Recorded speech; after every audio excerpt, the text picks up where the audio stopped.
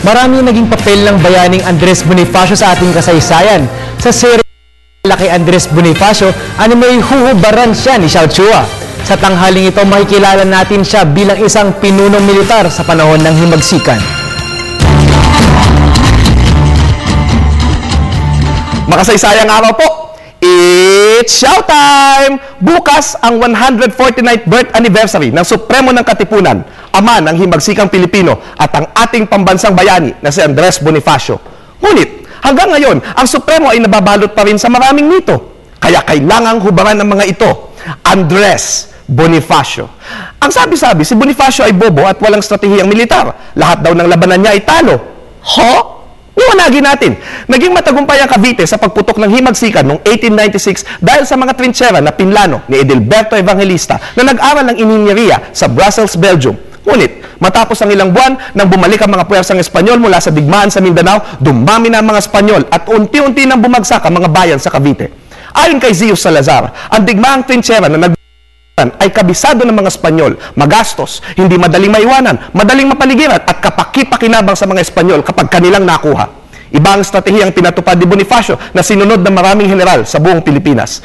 Hinugot niya ito sa ilihan ng mga Pilipino bago dumating ang mga Espanyol, ang pinag-aatrasan ng bayan sa mga burol o kabundukan upang maging ligtas sa sakuna o makibaka sa mga kalaban.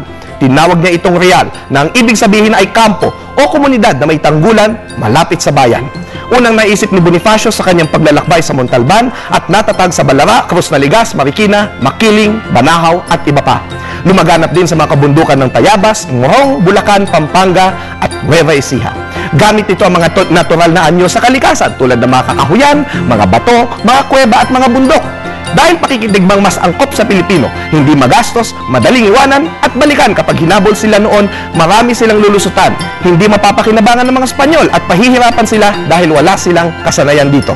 Matapos ang mga pagsalakay sa Pilipinas, kahit na maraming nasawing mga Katipunero, hindi sila naubos at nalipol. Hindi rin sila nahabol ng mga Espanyol dahil nakaatras sila sa mga real. Ang pinagtuunan ng pansin ay ang Cavite na mas kaya nilang pataubin.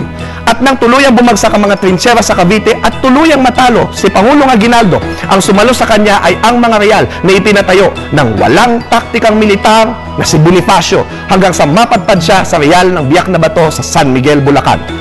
Kung saan nagkaroon sila ng bentahe na makipagkasundo sa mga Espanyol, linlangin sila at kalaunan ituloy ang revolusyon habang ang himagsikan ay pinagpatuloy ng mga anak ng bayan.